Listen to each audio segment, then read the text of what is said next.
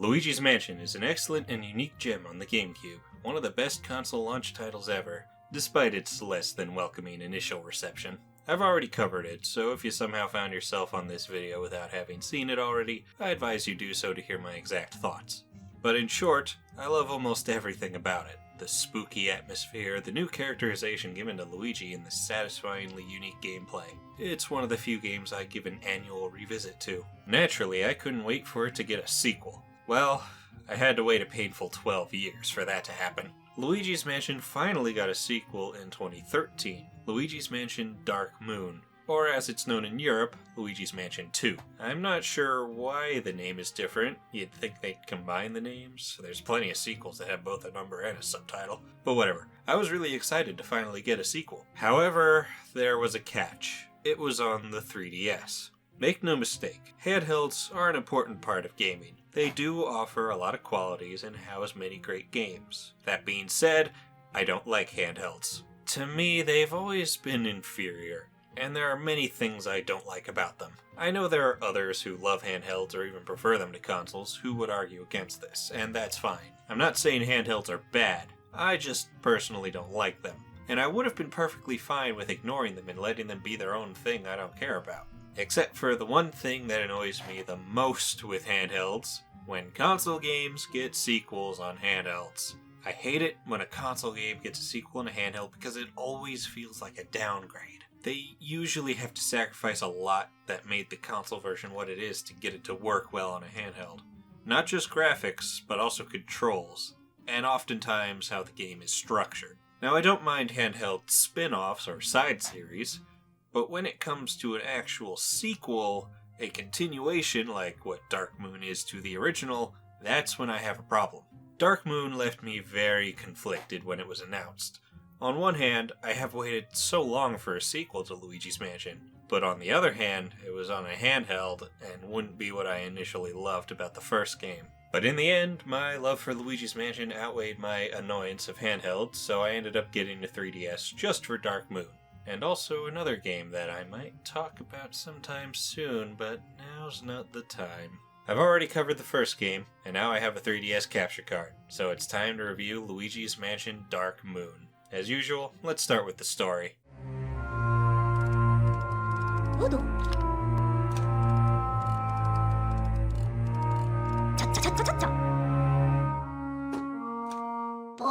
The game starts with Professor Elvin Gadd returning from the first game, working in his lab with a bunch of friendly ghost assistants.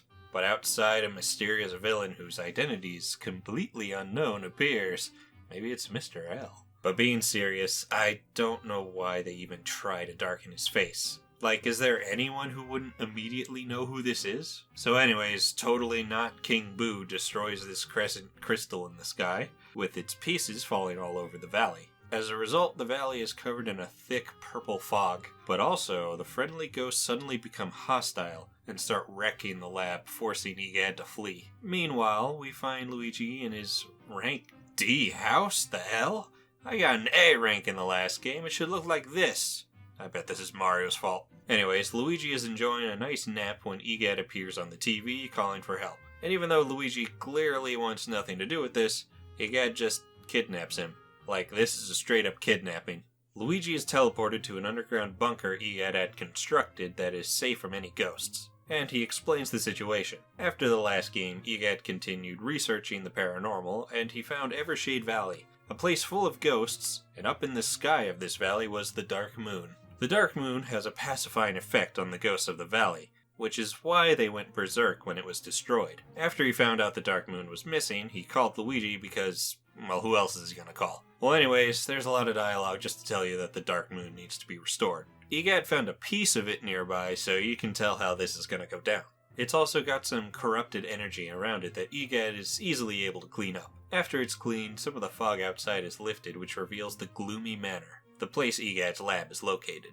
Egad then gives Luigi a modified DS to be able to communicate with him, and then uses his pixelator to teleport Luigi to the manor, with his first objective to retrieve the new and improved Poltergust 5000, another vacuum cleaner. With his new device of ghost suckage, Luigi is then tasked with searching for the Dark Moon pieces, and with each one located, another location is uncovered. The structure is repeated. Luigi goes to a mansion, gets the Dark Moon piece, next mansion, for 5 mansions. Along the way, they discover that boos are present in the valley, and are presumably responsible for the Dark Moon shattering. But you already knew that. On a few occasions, Luigi rescues toads that work for EGAD, and each one gives you a security image. Not sure why it only takes an image and doesn't record anything else, but each picture shows the boos doing something dastardly. In each of these, the boos are carrying a sack with a painting in it, and well, I can't imagine who might be stuck in it. And of course, neither EGAD or Luigi know that it's Mario until his face is shown. Are you really unable to recognize Mario's hat, Luigi? Another thing these pictures show is this sinister shadow that I can't imagine might belong to that mysterious ghost from the intro. And of course, EGAD and Luigi don't know who it could be until he gives them a good jump scare.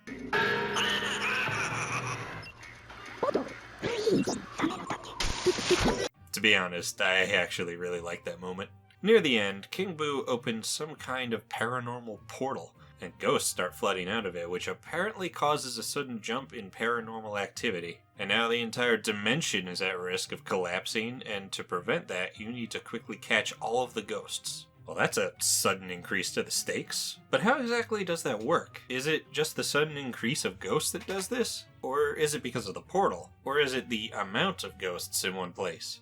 If it's that last one, then it really doesn't make much sense because you can only catch 52 ghosts and there are hundreds of ghosts already in containment in the bunker. Not to mention there were a hell of a lot more than 52 ghosts in the first game. If it's the sudden increase, well, the mansion in the first game had suddenly appeared with all its ghosts, so that can't be right. I guess it's because of the portal, but how does catching them fix this? I know I'm thinking way too deeply about this, let's move on. After that, Luigi goes into the portal to get the last piece of the Dark Moon, but when returning back to EGAD, King Boo snatches Luigi. After one last battle, Luigi catches the king again and is able to free his brother as well as reassemble the Dark Moon, bringing all the ghosts back to their senses. I think I know how King Boo is going to be freed in the next game. This ending never really clicked with me as much as the first game's ending. I mean, it is pretty good, but I found the short and simple one from the first to be more impactful. Maybe because it was more personal. But I'd be lying if I said I didn't like it. And hey, Mario almost forms a complete sentence. Ah, Luigi, you saved Mario. I did it. Way to go. Oh. #1. Wait, he called him Luigi. Luigi, you saved Mario. This game has a larger emphasis on its story than the first, but it really isn't any more complicated. Now, I don't mind having more story, but there are a few issues I have with it. For one, there's a lot more dialogue and exposition, which slows down the pace. But a bigger issue is it's completely lacking any kind of mystery at all. The first game was very mysterious. As Luigi approached this imposing mansion, you had no idea what could be inside. You had no idea what the deal with all these ghosts were, or who was behind it, or what happened to Mario. None of that is here. Right from the start, we know what is going on. Ghosts are friendly until King Boo breaks this moon thing. Now they're hostile. We know who the villain is because they show us right away and make no attempts to hide it. In fact, they shove him in your face the entire game. But the characters don't find out until the end. I guess the joke is that you know, but they don't? But the charm runs out quickly. It's just annoying hearing EGAD constantly be like, who could be behind this? Who could possibly be leading all these boos? Whose shadow is this? Like, come on. The joke gets old real fast. I can see King Boo right there. This is from Luigi's point of view. How does he not see this? I mean, yeah, given that this is a sequel, everyone would have just immediately assumed that King Boo would be the villain again. So I guess they figured it wouldn't be worth it to hide him. But you still could have tried to have some kind of mystery here. Maybe even have a different villain. And then there's Mario's inclusion. When I first played this game, I really didn't want Mario to be captured like the first game again. But it happened anyway, and the way it's handled is also really annoying. By the second mansion, you already know he's been captured because, I mean, who else would be in there? I had some hope that it wouldn't be him the first time I played this, but by the second time we see this? Come on, how does Luigi not know it's Mario in there? We did know that Mario was missing in the first game, but we had no idea where he was. so it was a real shock when we saw him stuck in a painting. This reveal was really well done.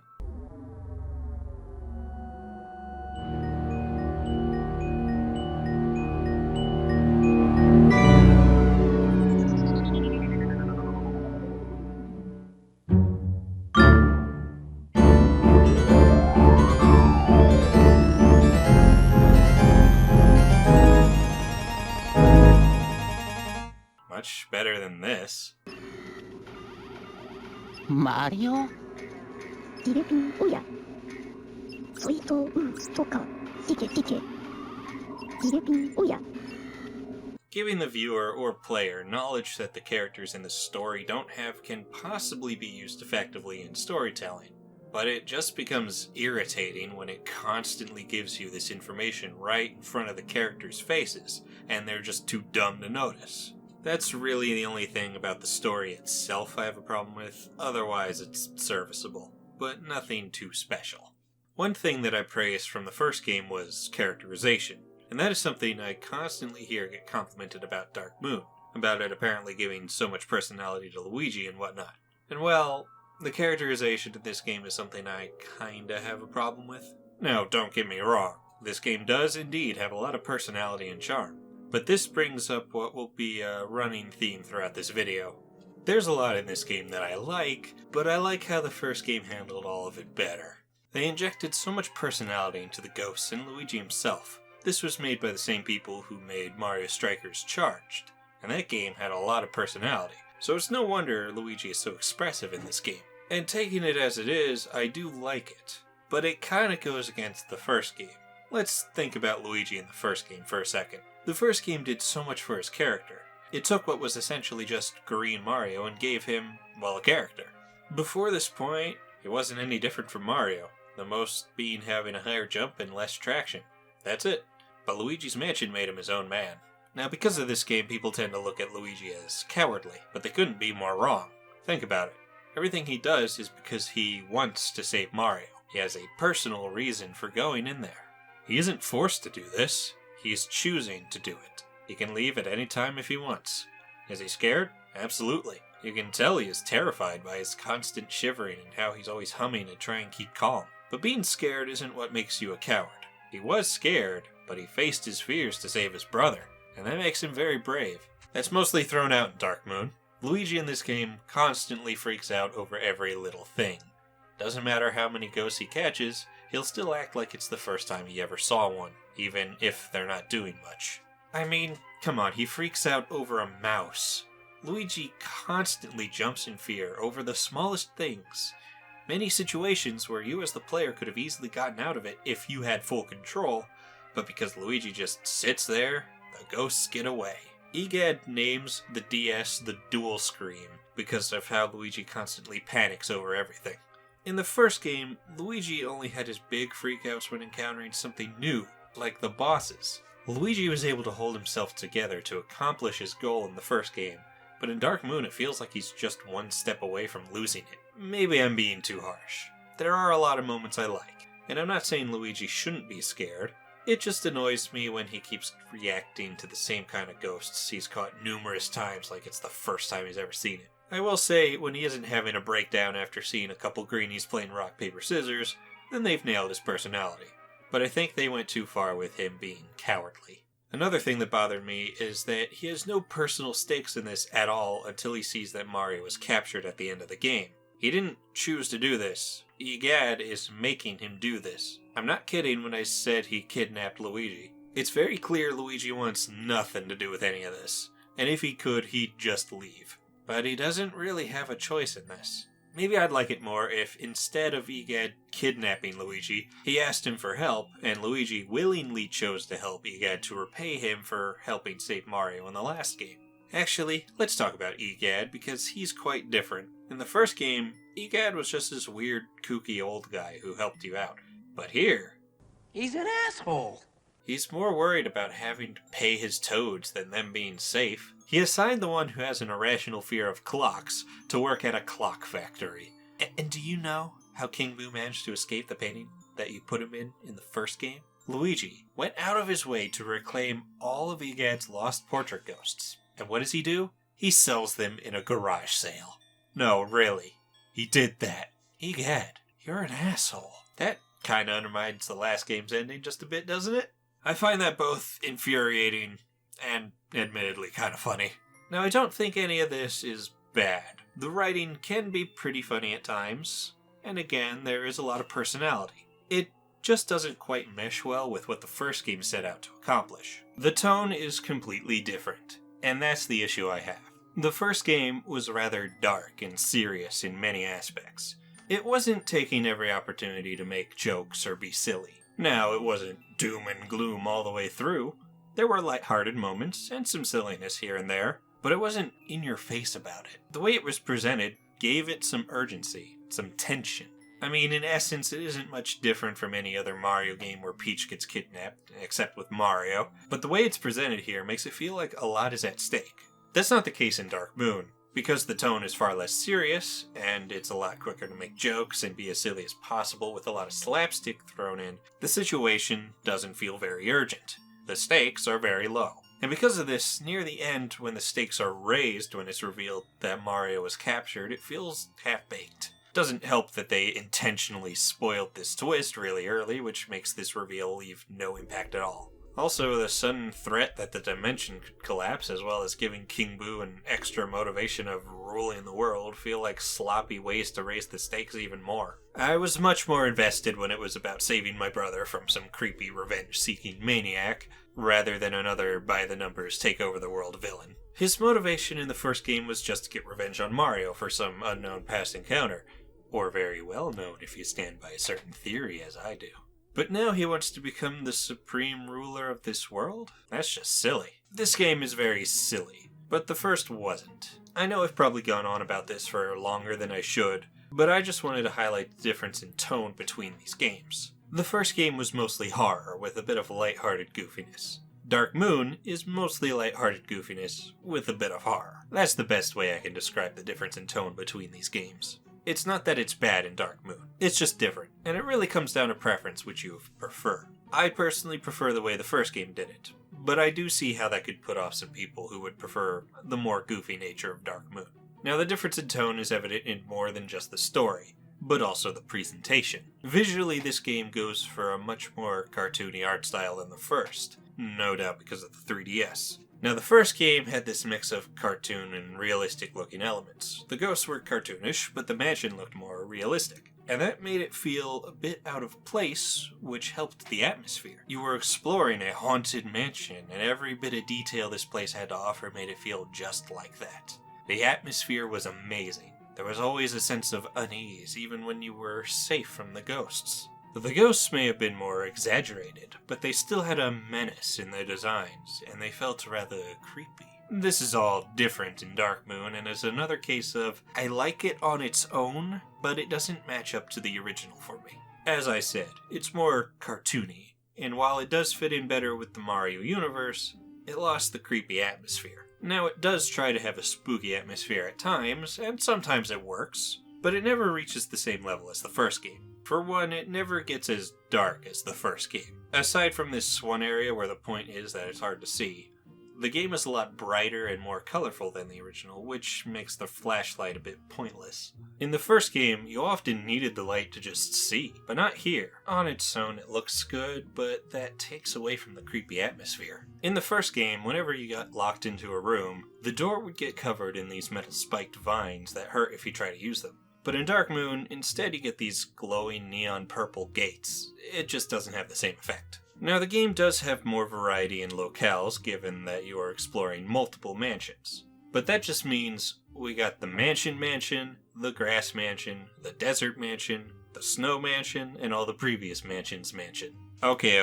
To be fair, this game does more interesting things with these tropes than your typical Mario game. Sure, we got grass, desert, and snow, but they are attached to haunted buildings, which adds more interesting stuff to the theme. The haunted towers are 2 towers with a tree in the middle, places overgrown with plants and runs on hydroelectricity. Old Clockworks is a clock factory in a desert, and I can't say I've ever seen another game that combined sand, giant gears, and ghosts before. And as for the secret mines, it is the most generic of them, but I like it mostly because I love dark and foreboding snowy areas much more than bright and cheerful ones usually seen in Mario games. Plus, most of it isn't an abandoned mine. I can give this game props for doing interesting stuff with overused themes, and it makes each location visually distinct. Again, for what it does well, but it's up to preference.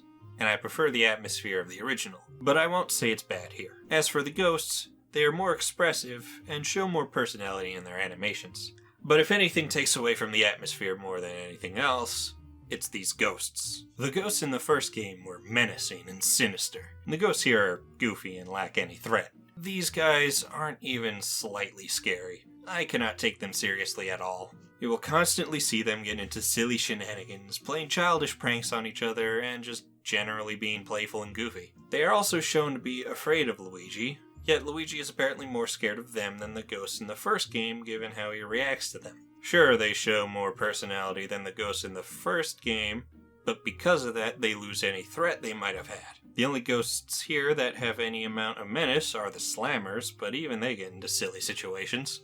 Anytime you encounter something that might be threatening, it's just another one of the silly green ghosts behind it. And despite their more expressive nature, I still find their designs less interesting than the ones in the first game. And that's not even mentioning the portrait ghosts who had a lot of personality themselves, and Dark Moon lacks that. Plus the noises they make are much more goofy. And this is the standard ghost in the first game.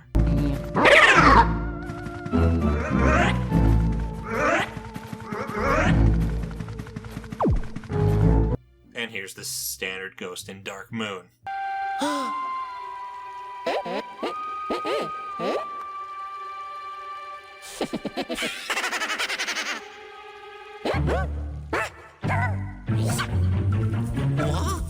Oh, and then there are the boos. The boos in the first game had the same transparency effect that the other ghosts had that made them look ethereal and otherworldly. They fit in with the others. Now, the ghosts still have this effect, though not quite as well done, but the boos don't have it at all. What is this? They don't even look like they belong there. They're just floating marshmallows. What was wrong with how they looked in the first game? And then there are the noises they make.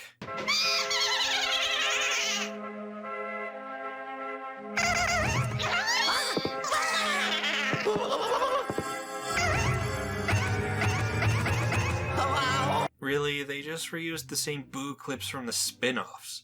The boos in the first game had a unique voice that gave them the menacing prankster sound. It also added to the atmosphere.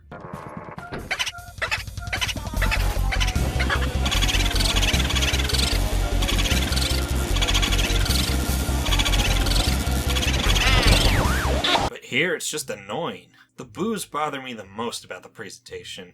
Like, I can say that even if I prefer the original, this game still looks good, but not for the boos. As for the music, it's pretty different as you would expect at this point, and helps with the separation of tone from the first game. Here's how the first game starts up.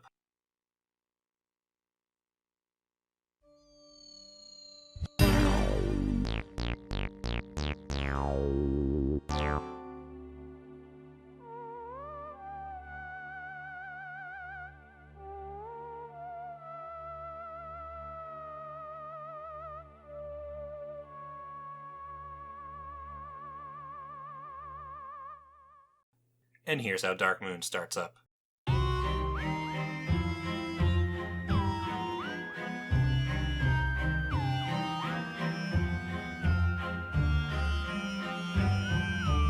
The difference is obvious. Once again, I prefer the original and what it added to the atmosphere. But the music in Dark Moon is still pretty good. At first I didn't really like its main theme.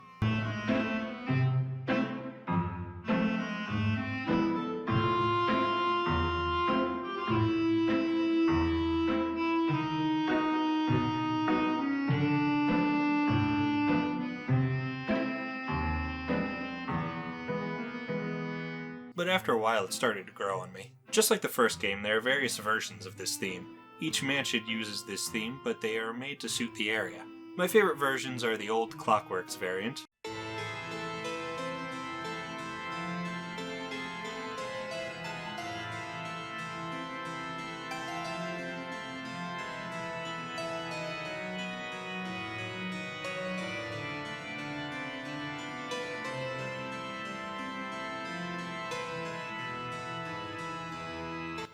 and the Secret Mines variant.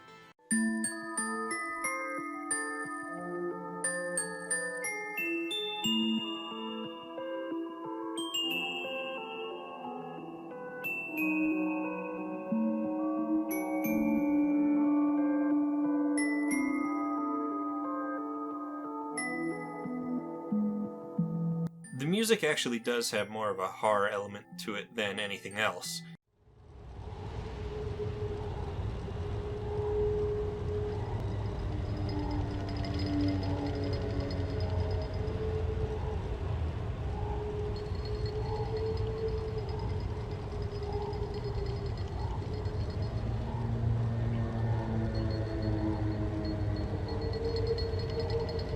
Even though there is more of an attempt at giving a horror-like atmosphere with the music than the visuals, it still doesn't go as far as the original. Here's the difference in the music that plays during the Boolos's fight in both games.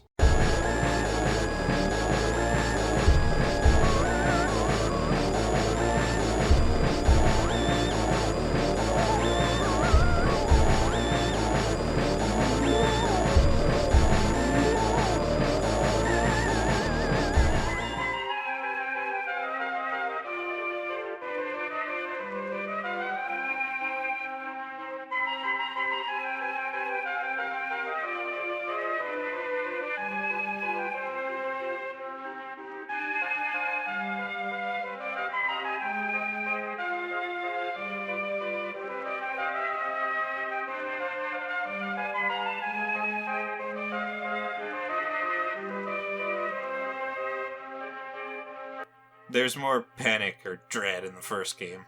Now again, the tone is different, and the music does fit the tone pretty well, so I'm not faulting it, just highlighting the difference.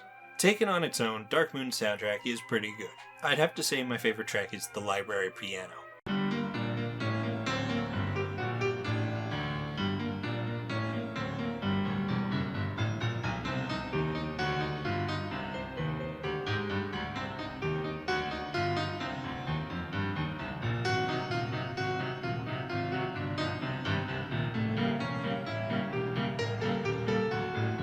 That also got different versions for each mansion.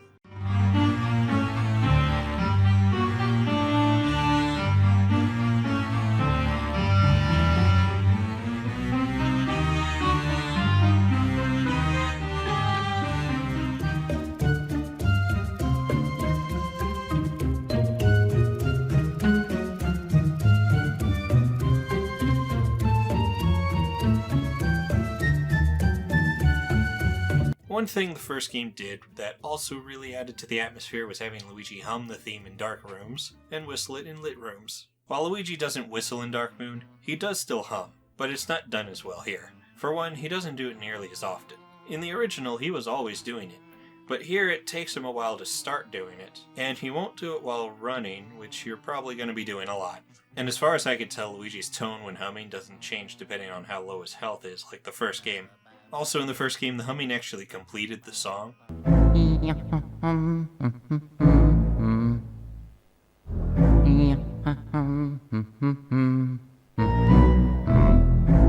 Luigi filled in the gaps of it, but in Dark Moon, the song is already complete.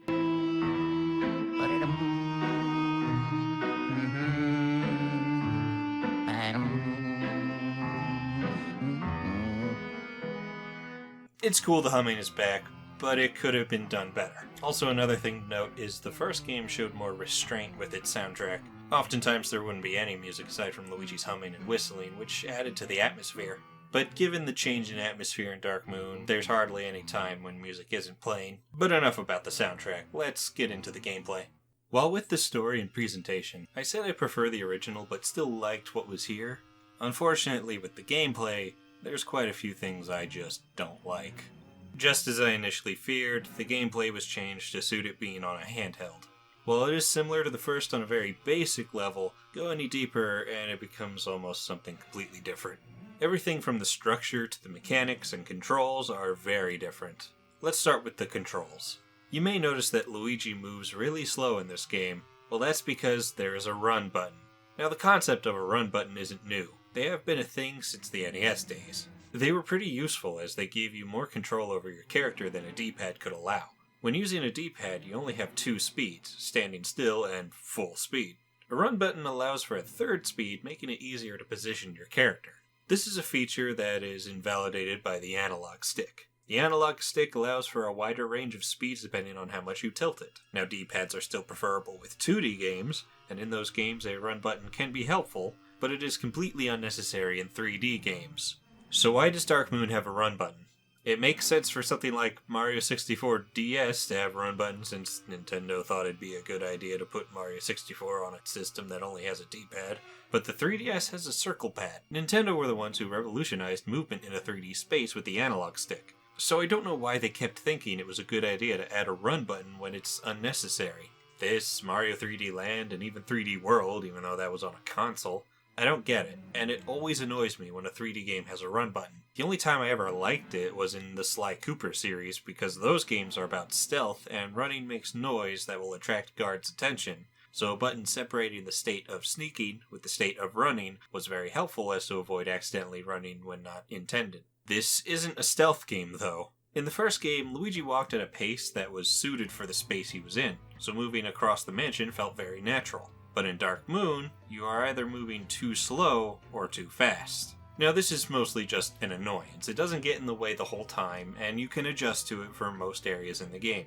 But there are occasions when you need to run through a more complex path, and during those admittedly rare situations, it can be hard to be precise with your movements. Now, moving around is about the only thing Luigi can do on his own. He has the dual screen, but all it really does is show the map. Can't use it for a first-person perspective or scan things like the Game Boy Horror could. But it's not long into the first mansion when he retrieves the Poltergust 5000, which is noticeably downgraded from its 3000 model in the previous game, despite what the game tells you. Oh, it may have more attachments, but it doesn't quite function as smoothly or as reliably as its older brother. One thing missing is the ability to freely aim it.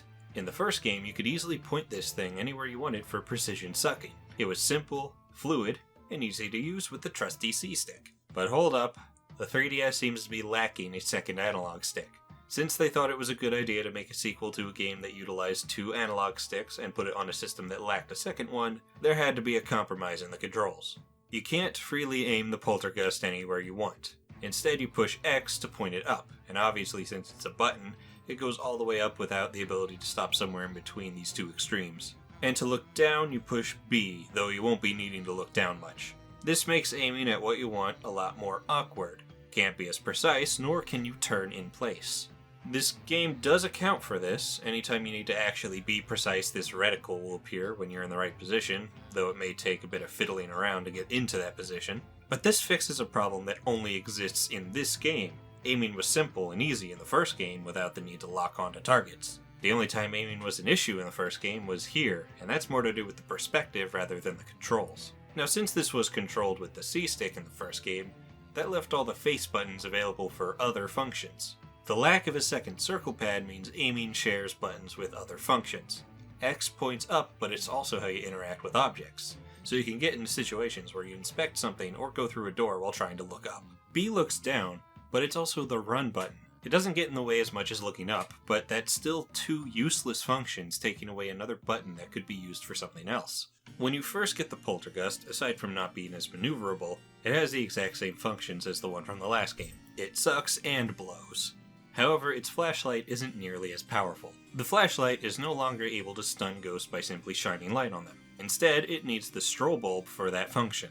What the strobe bulb does is it allows you to charge the flashlight. When released, it flashes. The longer it's charged, the larger the flash is. You need this to activate certain mechanisms as well as stun ghosts. While charging, you are locked in the direction you are facing, no doubt a decision made because of the lack of a second circle pad. You can sway the light a bit to each side, but you are unable to turn at all until you release it, which can make it rather awkward trying to stun ghosts when they get behind you since you can't move for a second while flashing. Aside from it not being as smooth as the first game, it also slows down the pace of combat. Another tool you get is the dark light. This rainbow-colored flashlight allows you to see through illusions and spawn items out of paintings. There are these spirit balls that cause objects to become invisible. Shining the dark light on these will make the spirit balls come out for you to suck up. Yes, in order to see past illusions, Luigi needs to suck balls. This game makes it too easy. The dark light gets a lot of use throughout the game for general exploration and puzzle solving, and overall I like it. But there are a couple things about it that bug me. For one, what is the purpose of having to suck up the spirit balls? It doesn't really add anything. It's not hard. Most of the time you aren't doing it while fighting enemies. It's just an unnecessary step. Also, when you have it on, you are locked in the direction you're pointing, just like the strobe bulb, which makes using it a bit cumbersome. Lastly, for some reason it can overheat. I don't understand why. You're never in a high-pressure situation where you need to use it effectively. The dark light is a good addition despite some minor annoyances, but it is the last attachment you get for the poltergust. The element metals from the first game aren't here at all, which means this game loses any potential of using elements for puzzle solving or combat. Speaking of combat, once you've stunned a ghost, you can start sucking. Much like the first game, once this happens, you enter a tug-of-war match with the ghost, where you need to pull against them. However, it's handled differently, and not nearly as satisfying as the first. In the first game, you pulled back to decrease the ghost's health at a steady pace, but you could also repeatedly tap in that direction to rapidly drain their health. But your hold on them is weaker when not pointing away from them, meaning there was a risk in the ghost breaking free if you're not careful. Risk versus reward. Do you play it safe, or do you try to catch it faster at the risk of losing the ghost? In Dark Moon, this does not exist. Tapping back will not help catch the ghost faster. Instead, it's all about holding back long enough for this meter to fill up. Once this meter is full, you can push the button to take a chunk of the ghost's health off. I find this system to be much less enjoyable for its slower pace and more awkward controls. In the first game, catching ghosts was fast-paced. You quickly shone the light on them and kept pulling back on the stick in a quick bout of tug-of-war before moving on to the next ghost. It was fast, tense, and exciting. Another thing that makes catching ghosts not as interesting is because of the ghosts themselves. A combat system is only as good as the enemies you fight, and the ghosts here are downgraded from the first game in numerous ways. For one, ghosts aren't nearly as aggressive as in the first. In the first game, once they appear, they won't waste any time getting to you to attack. They are constantly moving to you, and most of them have less wind-up to their attacks. In Dark Moon, they move a lot slower and will sometimes just kind of mess around or hover in place. They aren't always on the move towards you. This makes them easier to deal with than in the first game, where if there were enough of them, they could swarm you. I understand that they had to be made less aggressive considering your nerfed mobility. But again, that's a problem only in this game, because of the system they chose to put this on. But it also makes it a bit too easy, which is quite impressive because the first game was also pretty easy. Another thing that makes the combat easier is you can jump to avoid attacks while tethered to another ghost, though doing this will make you lose your current charge. Also, if a ghost is about to attack you the moment you finish catching another ghost, they will actually cancel their attack. It is nice to not take unfair pot shots, but this also adds to how easy it is. I never felt like getting hit while catching a ghost in the first game was an issue, and it was part of the fun to try to maneuver yourself away from the other ghosts while also trying to keep hold of the one you're tethered to. Also, if a ghost is invisible, you can use the dark light to see them. But again, because of the controls, it's not very useful, and you might as well have just been using the strobe bulb. Now as for the ghosts themselves, let's go over them one at a time. First are the greenies, which are the most common and are the weakest. Basically the equivalent of the gold ghost from the first game, but slower. The slammers are a bit tougher, with more health and a clap attack that has some range to it. The hiders will hide in furniture and occasionally pop out to throw something at you, usually when you're trying to catch a different ghost. Creepers are more of a trap kind of ghost. They will hide in some easy-to-miss puddles on the floor. Make sure not to step on them. And then there's the sneakers. These guys like to stay invisible. They can attack, but most often they will just scare Luigi. This is similar to a cut ghost from the first game. In the beta, one of the hallway ghosts could appear right behind you, and it would scare Luigi so much he'd be crawling on the ground for a few seconds. Also, his total health would be temporarily halved. It could be avoided, as there are audio and visual clues indicating it's about to happen. I like the concept of this ghost, and would have liked it to have stayed in the first game, so I do like that they revisited this concept. However, its execution doesn't quite live up. For one, the beta ghost was a hallway ghost. Dark Moon doesn't differentiate rooms and hallways, so it's a standard ghost, often paired with other ghosts. So you could be trying to catch a ghost and one of these guys appears behind you. It doesn't hurt, but it does interrupt your suction, which is very annoying, especially since you have no way of avoiding it because there aren't any indicators of when they will do it. And that's it for the standard ghosts. There are a few other types, but they are a bit different. The Poltergeist and Gobber are more like mini-bosses. They appear very infrequently, only 5 of each throughout the entire game. and you fight 3 of the poltergeists at the same time. The gobbers are pretty annoying to fight because they won't move while you try to suck them up. Meanwhile, they will keep spitting goop at you, and you can run out of room easily. Not to mention sometimes they're put in tight areas like this, which makes it such a chore to fight them. So besides 3 other special ghost types I'll talk about later, that's all you have to fight in this entire game. Only 5 ghosts repeated. Actually, it's more like 4 since the creepers are pretty uncommon. Meanwhile, the first game, while also being a smaller game, had 9 standard ghosts. The Gold Ghost, Purple Puncher, Garbage Can Ghost, Ghost Guy, Ceiling Surprise, Bowling Ghost, Grabbing Ghost, Blue Twirler, and Mr. Bones. Plus, I just find the abilities of the ghosts from the first game to be more interesting, which makes them more fun to fight. And even the ones that have similar functions to Dark Moon ghosts are just better. Like the Grabbing Ghost, in essence, functions similarly to the Sneaker. It will grab you, which will interrupt your suction, but because it is visible, you can see it coming and avoid it. Now, if there being fewer ghosts wasn't already bad enough, by the time you finish the second mansion, you've already seen every single kind of ghost in the game, including those 3 special ghosts I've yet to mention. Yep, that means you go 3 whole mansions with no new enemies. Did I mention the combat gets pretty repetitive? Because it does. There's very little variety, and the layout of the rooms you fight them in hardly ever offer a new spin on old ghosts like would occasionally happen in the first game. I feel like these ghosts would complement all the ghosts in the first game. Like the Greenies and Slammers could have been extra attack ghosts like the Gold Ghost, Purple Punchers, and Blue Twirlers, while the rest could be support ghosts like the Grabbing Ghost or Garbage Can Ghost, but they're alone here, and I don't think they're enough to carry the combat. Now near the end of the game you start having to fight strong versions of these ghosts, but they are quite literally just recolors. The only difference in them is that they have more health, and maybe do more damage, I'm not too sure on that, but the point is they don't change the way you fight them at all. So it doesn't really add variety, just makes fights last longer. Now the first game also had recolors, but they actually have some significant differences. Not much, but enough to change how you fight them. Like the 3 main ghosts have different versions with an element protecting them, and you can't catch them until you remove it. Yeah, it isn't a lot, but it's better than just increasing their health. Now, one thing I do like are that the Greenies will sometimes be wearing something on their head to protect them from your flashlight, or will use weapons. And this actually changes how you fight them, unlike the strong versions. For the ones protecting themselves, you either suck off what they're holding, or wait for them to remove it themselves. Why do they do that? And for the ones wielding weapons, you goad them to attack, which will give you an opportunity to stun them. If you use the dark light on these Greenies, they will just expose themselves. I don't know why they do that, but okay. Also, you can encounter mummies and possess suits of armor, but they're also just Greenies, which is Also, sometimes they'll have shields that you need to remove, but that just requires a charged suction, so it doesn't really add much. But anyways, while it is cool that the Greenies can change up their tactics like this, they are the only ghosts that will do this. And I still don't think they add enough. I would have preferred more ghosts. And the first game just has more. Now you could say that the hallway ghosts don't count, or that Mr. Bones is even more rare than the creepers, and that each version of the Greenie closes the difference in numbers of enemies between these games. But even if we do that, the first game still has an edge over Dark Moon because of the portrait ghosts. In the first game, not only did you have all these enemies, you would very frequently find a portrait ghost. There were 19 of these, not including bosses, and each and every single one of them were unique in not just design, which already added a lot more personality than just a bunch of scenes of Greenies being silly, but also in how you dealt with them.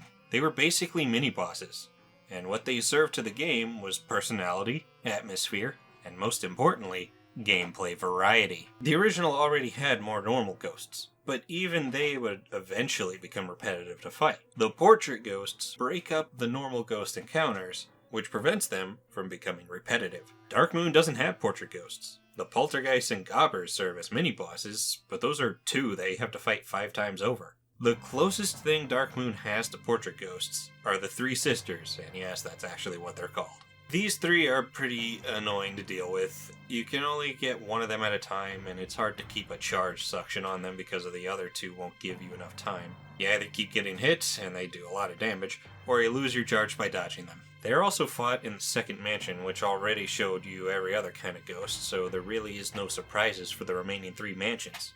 But that's it, and that's all this game has to offer in its combat. To recap, the controls aren't as smooth, which means the ghosts have to be made less aggressive to compensate. Them being less aggressive makes the combat easier, and combined with the actual process of catching ghosts not being as fun, makes it less engaging. Not helping any of this is the fact that there is a smaller variety of ghosts without any portrait ghost equivalent, and since this game is quite a bit longer than the original, it means the combat gets repetitive. I've heard a few times of people who had trouble with the controls of the first game, and I don't get that at all. I never had any trouble controlling the first game. I think people might have this idea that you need to use the C-stick to catch ghosts, but you don't. When pulling back on a ghost, you just need the left stick, and that's it.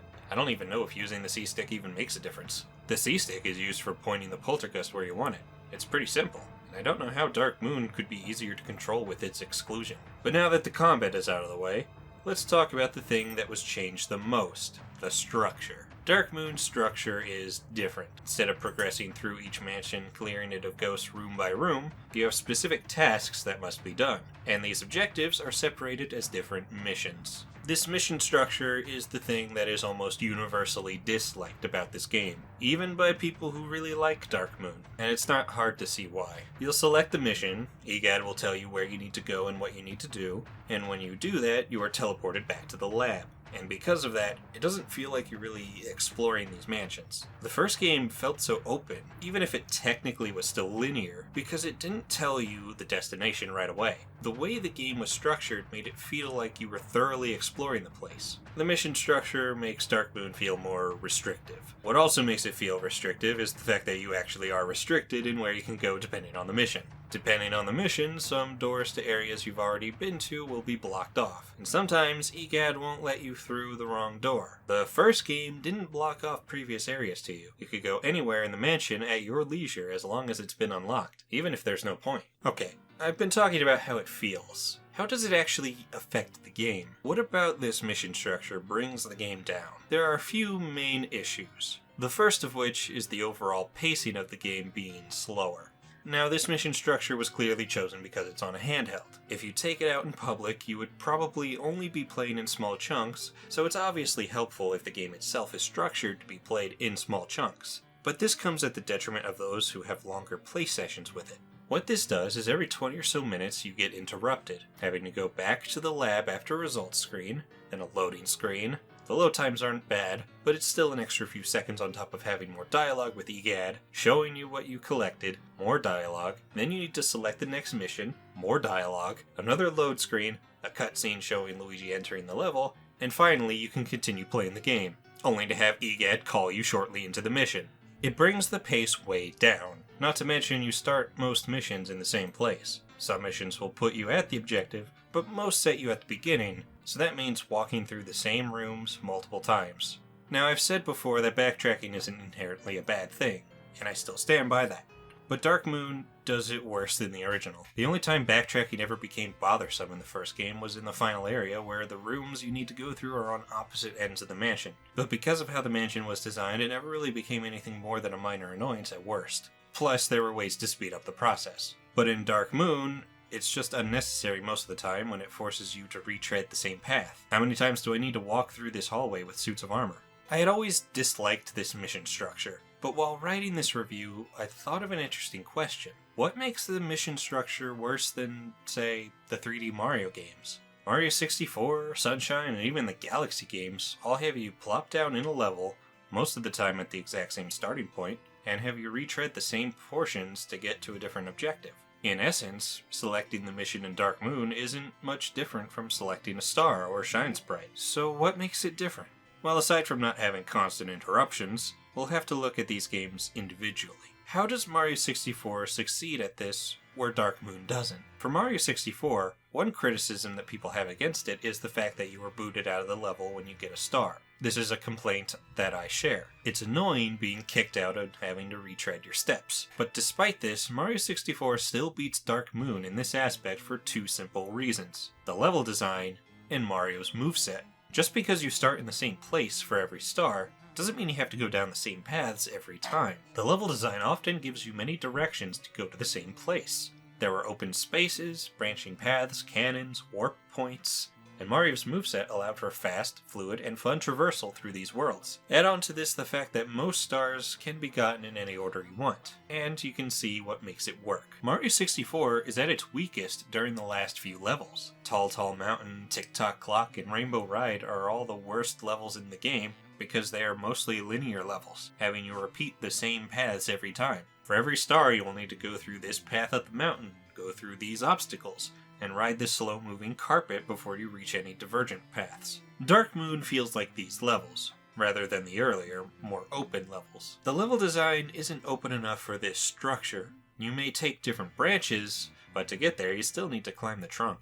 As for Sunshine, it is a bit worse off than Mario 64 when it comes to openness. It has the same issue of booting you out every time you get a shine sprite. But also, like Dark Moon, you can't get the shines out of order, barring a few exceptions. However, Sunshine still stands above Dark Moon because of, again, the level design and moveset. The level design still allows you to traverse levels in multiple ways, and your mobility is even greater, which makes the process fun. The game still falters a bit with levels like Serena Beach, where you need to go up to the hotel for most shines.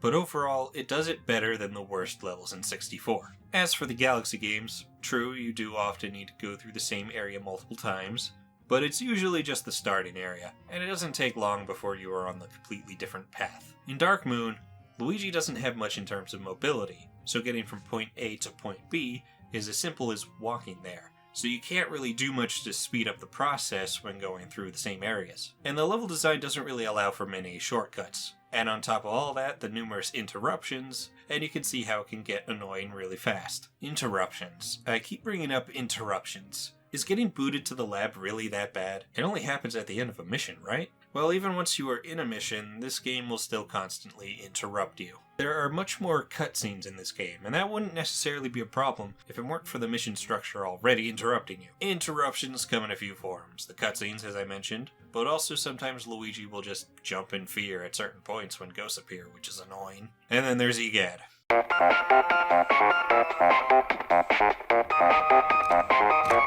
Hey, I'll buy you a new one. Much like the first game, EGAD likes to give you a call every now and then. And by that, I mean all the damn time. Get used to this ringtone, you will hear it a lot.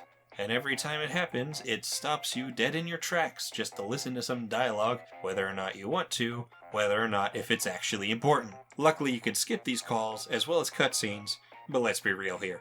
You aren't going to be doing that on your first playthrough. Now, these calls are at their worst in the first mansion because you're still in tutorial land, so EGAD needs to explain every little thing to you. Instead of just throwing you in a training area, telling you how catching ghosts work, and letting you practice it a few times like the first game did, it slowly gives you each piece of the poltergust and explains each mechanic separately.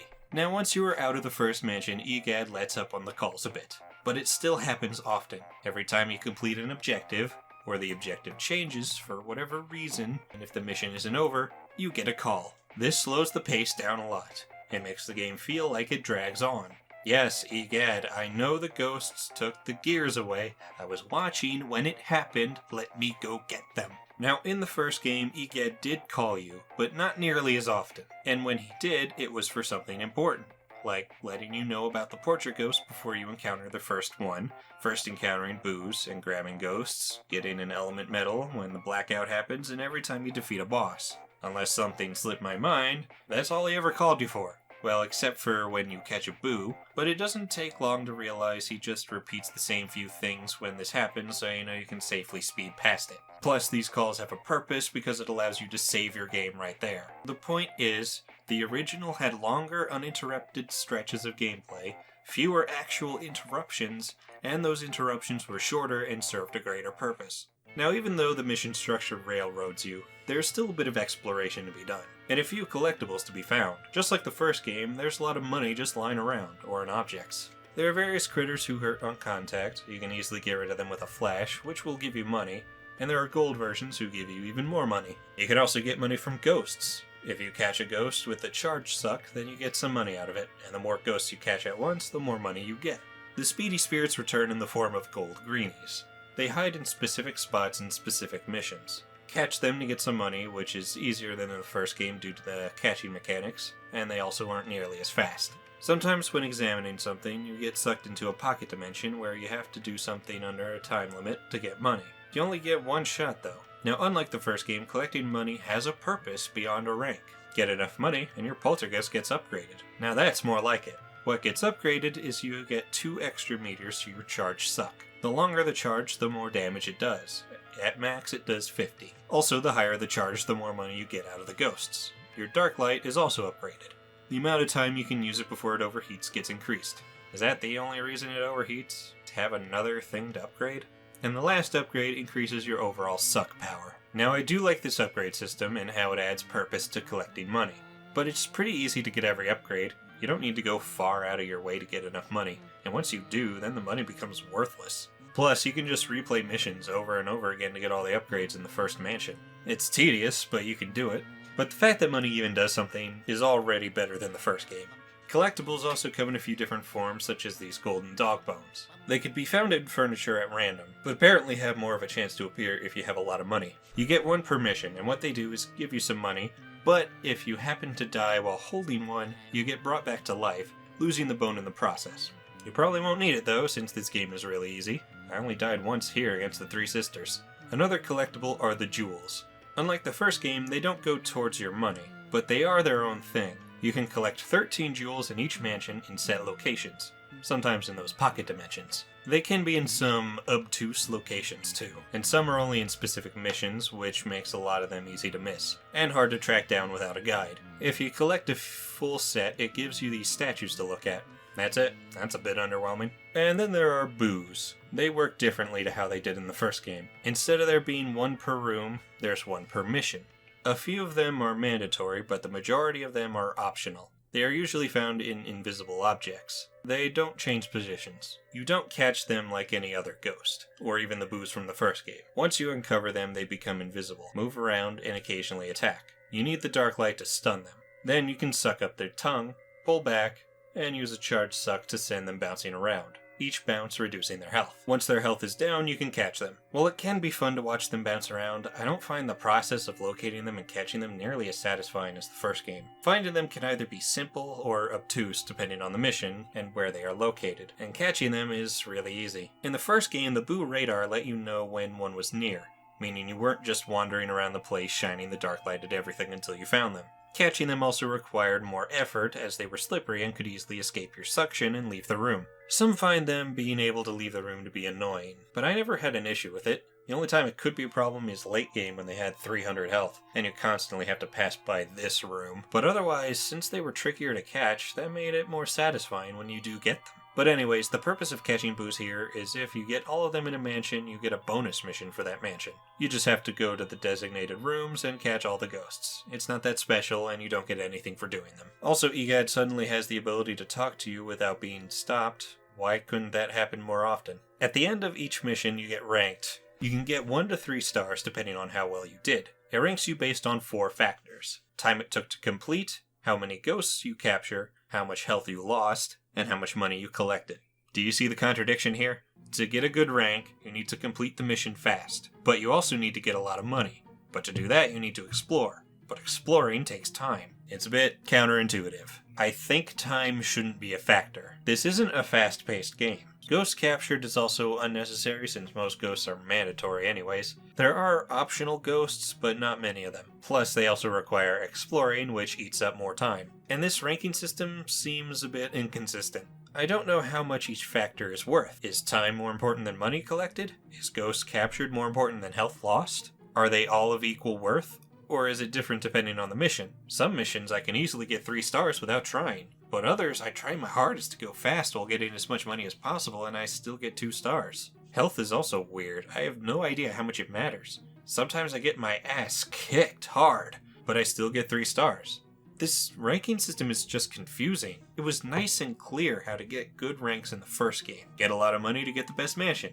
Take 90 health off the portrait ghosts in one suction, and don't let your health go below 90 on bosses to get gold frames.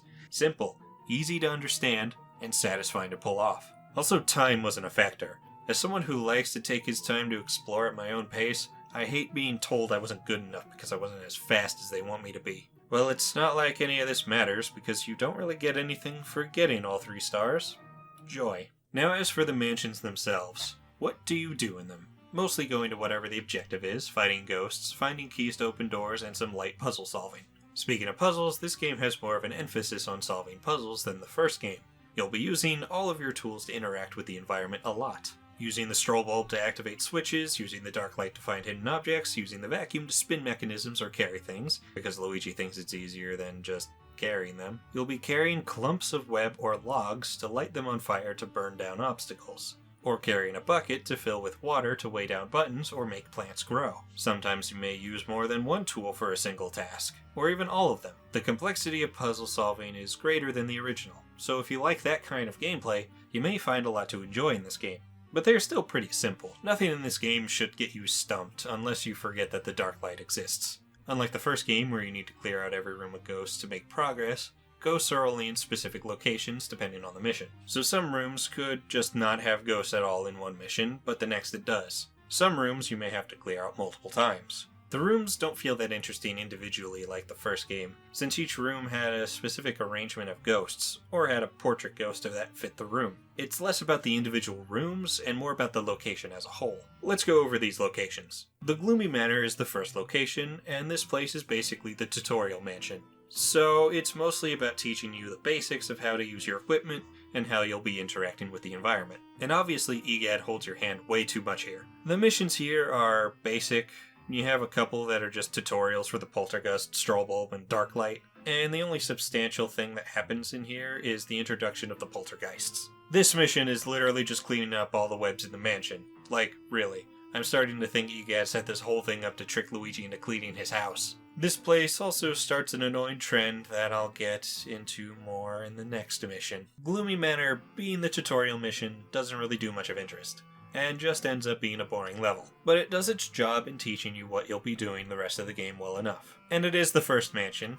Now that we're out of the tutorial, the game can open up more, expand on its concepts. Unfortunately, Haunted Towers is not only the worst mansion in the game, it perfectly showcases all the problems this mission structure can bring. I like the look of this place, but the actual missions you do in here are just annoying, tedious padding. Okay, we need to tackle this mansion one mission at a time to fully explain the problem. So there isn't really any problem with the first mission. You need to get to the roof to get the water supply to start pumping again, and that's just what you do. The next mission, however, the goal is to get into the big tree in between the towers. The only way in is this pinwheel gate. So you approach the gate, and a bunch of hiders appear and take away each vein and scatter across the mansion. So the mission is now to hunt down these ghosts to get the veins back. Once you do, the mission ends, which means this entire mission was pointless. No progress was made. The goal of the third mission is the same as the second. Go through the gate into the tree. You do that, go up some stairs, and then a door shuts in your face, preventing any more progress. Now your goal is to find the key. So you search around the place until you find Toad, and have to escort him to safety. From now on, there's a Toad mission in each mansion. And they actually aren't bad at all, because you don't have to worry about them getting hurt, and they keep up with you pretty well. And you can launch them at walls or into a pit. Though for some reason, Toads don't want to cross water. Also, sometimes sneakers can pick them up defending themselves, but it's not a big deal. So after that, the next mission is once again to get the key, this time with a more clear destination. You climb the tower again to find the key, and once you have it, it's taken away by the Polterpup. The Polterpup is the most hated thing in this game. Why? Because he serves as nothing but padding. You had the key, now get it again. All this next mission is hunting him down by going through the same places you've been to. At several points you find him just to have an animation of him getting away, and you can't do anything to speed up the process of catching him. You can only get him at a specific part of the level, no sooner. You use the dark light to track him down, which is cool in concept, but it's irritating when you find him just to have him get away. The annoying trend I mentioned is having your forward progress halted by the ghosts taking away your means of continuing, and it's at its worst in the Haunted Towers. Now you do technically go to different areas in each mission, but it's just irritating when you're told you're going to a specific place just to block it off the moment you get close to it. The second mission gives you the objective of getting in this tree, and you don't get there until the end. Why not just have different goals? Why not have the tree inaccessible right away? And while exploring the rest of the mansion, you find the key to get in.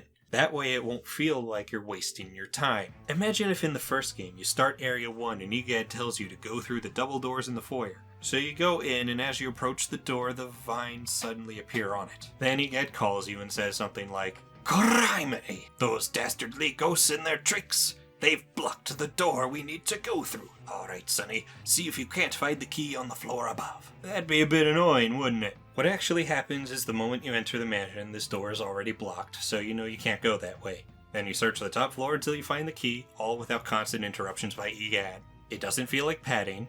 It feels like what you were doing has a purpose. Half the haunted towers feels like padding. It feels like some of the missions could be cut out and nothing would be lost. That's definitely true for the Polterpup. And the worst part about Polterpup is that even though you catch him, he still gets away. That look on Luigi's face says it all. He knows he'll have to do this again. Okay, so with the first two mansions being boring and padded out, that doesn't really give a good first impression of the game. Well, fortunately, it only gets better. Old Clockworks is an improvement over Haunted Towers in almost every way. You still have instances where you're about to get something and then it's taken away, but at least the path to the boss is blocked at the start, and the goal for the remaining missions is finding the different pieces to unlock it. Egad is also a bit better about starting you where you need to be. He even puts you in an area you haven't been in one mission. There is also another Polterpup mission here, and it has all the same problems as before. It's just padding. You just retread the same areas you've been to. I was literally in this area and completed this puzzle in the last mission. But overall, I don't really have many issues with this mansion that are exclusive to it. I like the atmosphere. It's got a few interesting puzzles utilizing clocks and gears. It's a step in the right direction. The secret mine continues in that direction. This place is pretty much free of padding. There's no Polterpup mission, which is always a plus, and no real roadblocks. Well, aside from this mission where you need to go to the gondola and it gets chained shut by these ghosts and you need to hunt them down. It's annoying, but the mission doesn't end when you catch them, so you still explore a new area. Now, one thing to note about this place is that it only has 3 missions. Every other mansion has 5, but not this one, which may contribute to not having as much padding. They could have easily made unlocking the gondola and going through there separate missions, as well as add a Polterpup mission to bring it up to 5. I'm glad they didn't, but I find it odd that they chose now to show some restraint in padding these missions out. It makes me think the pacing of this game might have been much better if each mansion only had 3 missions instead of 5. And finally, there's the Treacherous Mansion. And the game continues its upward momentum because I think this is easily the best mansion in the game. It starts with a Polterpup mission, and you might be thinking, how can it be the best mansion if it starts with a Polterpup mission? Well, think about it. It starts with a Polterpup mission, meaning you aren't backtracking. This is how all Polterpup missions should have been. Instead of chasing him through areas you've already been and constantly finding him only for him to get away, you're tracking him down through a separate area dedicated to it that you never go back to. Plus, when you find him, you can just catch him right there. It is a bit annoying that you're given a key to the front door just to have it taken away, but the actual mission is much better designed. Speaking of which, the design of the mansion itself is way better than the others. You have 2 floors. The second mission is exploring the first floor, while the third is exploring the second floor. The first floor has 4 main rooms on each corner, with some other rooms found in the hallways. Each of these 4 rooms has a teleporter that links to the foyer, which means traversing this place is nice and simple. This mansion focuses on using these portals to take objects from one room and use them in a different room, which makes for some of the most interesting puzzles in the game. And the best part is, the game just lets you figure this out for yourself. Egad falls asleep and it's supposed to be like, look how bad it is working for him. But you know what? He should do that more often. Finally, I get some peace and quiet while trying to figure things out for myself. He stays quiet for most of these 2 missions. This mansion also has the mission where you need to run around and quickly catch all the ghosts before the dimension collapses, which has you going back and forth between areas you've already been. But because of the teleporters, it's pretty simple, and I find this mission to be pretty fun. I'd have liked it more if the combat was like the first game, but I still liked it. It's similar to the missions you unlock for getting all the booze, but under a timer. Time limit isn't very strict though, I've never failed this mission. This whole mansion is surprisingly good and shows potential. If all the mansions were like this one, I may have been much kinder to this game. It still doesn't reach the same heights as the first game, but at least the game ended on a high note. Well, the only thing really left to talk about are the bosses, and they aren't very interesting. Each boss is a possessor, which is kinda underwhelming that they're all the same thing, but they do possess a different thing, so the fights are different.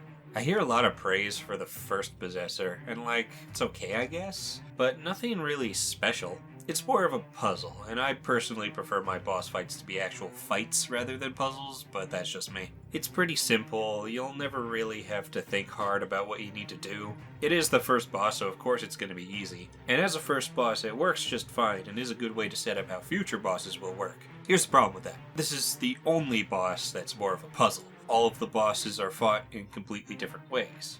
The second possessor is really lame. First, you need to climb these stairs, but you need to go the correct way or you go all the way down. Luckily, when you get the right one, the torches go out, and you can see the next few ones you need to go through for a moment, but it can still be pretty annoying. And when you get to the boss, it's more stairs, and all you do is move to avoid its attacks and wait for it to expose itself. It's really easy to dodge. Just another reason the Haunted Towers is the worst. The third possessor is the worst, though. It's just a mook rush. Get a wave of enemies for each hour of the clock, and it isn't difficult in the slightest. Look, this wave is just beetles. Like, really? The clock hands are moving, and you want to finish the wave before they make a full rotation. I'm not sure what happens if it gets there, but it's presumably bad. But here's the thing, you can use the poltergust to move the hands, which just erases any challenge there could have been. The fourth possessor is a turret section, and I constantly hear people complain about it. About how it's apparently really hard. Seems easy to me. It's not that hard to time your shots. Hit the middle ones first by aiming up, then it's as simple as timing. Now there is a time limit here, shoot too many times and it overheats, which will kill you, but I've never had that happen before. I think people over-exaggerate its difficulty, but I'll agree it's dumb to have this kind of gameplay shift, especially when you've only used a turret twice before and only for a few seconds each. The fifth possessor is the only one I kinda like, mostly for the spectacle of it. I find the way it lifts its leg amusing. But it's again really easy, and the Giant Knight is only the final phase, and it doesn't take much to get rid of it. Man, what happened here? The first game's bosses were really good, but these? One thing that really annoys me about them is that they all follow the rule of 3. They go by a simple structure that a lot of bosses have. They start on the attack, then they get exposed when their attack phase ends. Once they are exposed, in this case when the possessor is revealed, the player has entered their attack phase, where they can hurt the boss. Then the fight resets and the boss is back on the attack phase, and you do this usually 3 times. Many games do this, including the first Luigi's Mansion, but here's how that game did it better. In the first game, when the boss gets exposed, their full health bar is displayed, and how much health you shave off before they force you off resetting the phase is determined by how good you are. You aren't forced off when a specific amount of damage has been dealt, which means there aren't a set number of phases. If you're good enough, you can end the fight in 2 or even 1 phase. But in Dark Moon, the possessors don't have health. Instead, you deal 1 bit of damage each time, meaning that no matter what, each fight will take 3 phases. But anyways, there are 2 other bosses. The first being Boolossus. The Big Boo. He's a giant boo made up of other boos. So, Boolossus. Why do they call him Big Boo? Actually, he is called Boolossus in Japan. He's Boolossus, okay? And I don't know about this one. It's a weird mix of irritating and also really easy.